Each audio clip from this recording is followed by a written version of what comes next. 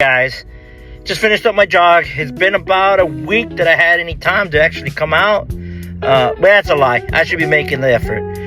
So if you have not, my friends, go out, walk, jog. If you're like me with knee problems, or go out and run.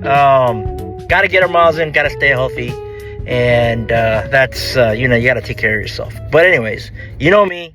I'm out here and always thinking of ways of how to make my teams better. And I had promised this video a while back ago about the third pillar of tips on how to be a successful general manager. So here we go. It's the behaviors, and as for a GM, it comes down to four things. The first one, having a customer first mindset. And my operator, Mr. Rafiq, is like super huge on this one about hospitality and thinking about the customer first, because that's what we're here for, right? For the guest. A strong GM looks at every decision through the eyes of the guest. For example, if the drive-thru's backed up, you just don't grab a headset. You also reposition people, pull callers forward, jump in where the guest impact is the greatest. The observation post, danger zones, all that. Y'all know what I'm talking about, guys. It's all about the customer first. Second one, communication. Team performs better when they know exactly what is happening. Again, for example, before the lunch rush, a good GM, good communicator, gathers his teams and he says something like, all right, team, goal is 130 seconds. Let's focus on accuracy. Let's do our travel pass every 30 minutes or 15 if you're busy. Let's stay calm. Let's stay tight. Let's make sure we get every customer. That's what a good GM does. That simple clarity saves you time, saves your shift. That's good communication. Setting the target, communicating the target, following up on the target. That's what you should be doing. Now, leading by example. The team copies your behavior. The shadow of the leader. My McDonald's team, y'all know what I'm talking about. If you don't, I'll talk about that in another video, what the shadow of the leader is. If anybody out there knows what it is, hit me up on that comment just so I know that you've been trained or remember your training. I used to be a BSM facilitator, ITM facilitator, LTS facilitator. So impress me with your knowledge if you know what that is, or if you remember what it is. If you don't, I'll make a video on it. Or if you want me to make a video on what the shadow of the leader is, drop a comment.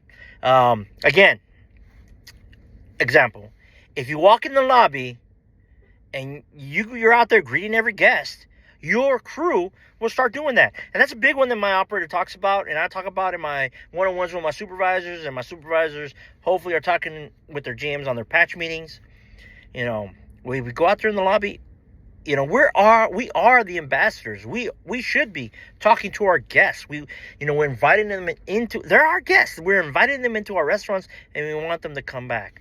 So taking the time to greet everybody, even our kitchen folks, what's so hard about as they walk through the lobby to the restroom or walking out in the lobby for whatever reason, they greet the guests. Or even I was talking to a supervisor today. Hey, I'm working in the kitchen. I made that hamburger for you. What do you think? How was it? Questions like that. The customers will remember that. They see that you care. So again, if your staff, your crew see you doing that, they see you care, and they will start or it's a priority for you, they will also start doing it. So you don't have to tell them for that or for anything else. You just show them, and they will start doing it. The last one, adaptability. Because in this business, things happen. The plan can change 20 times a day. You have to adapt. You have to be flexible. Again, I was talking to another supervisor, and we're talking about being flexible. You have to be flexible. Your grill person calls out at the last minute. A great GM adjusts. They shift people around. They simplify things, makes it easy, keep the teams calm, and they still focus on hospitality because it's not the customer's fault. It doesn't matter if somebody doesn't show up. Is that the customer's fault? No, it's not. It's not. So apologize for the wait. Talk to our guests, and don't necessarily have to tell them why it's, why it is what it is, because really they don't care. They're there for us to do what we say we're going to do. Deliver on outstanding QSC and our hospitality. So do what you got to do. And make sure our guests get a great visit. At least if it does take a little bit more time than normal, make sure accuracy is right, make sure cleanliness is right, and make sure the hospitality, most importantly, that is right. Because like my operator says, it doesn't matter what you sell, it's how you sell it. So keep that hospitality going. So again, a good GM can adapt. They could do it. So again, that leadership pillar, customer first, communication, leading by example, and being able to adapt.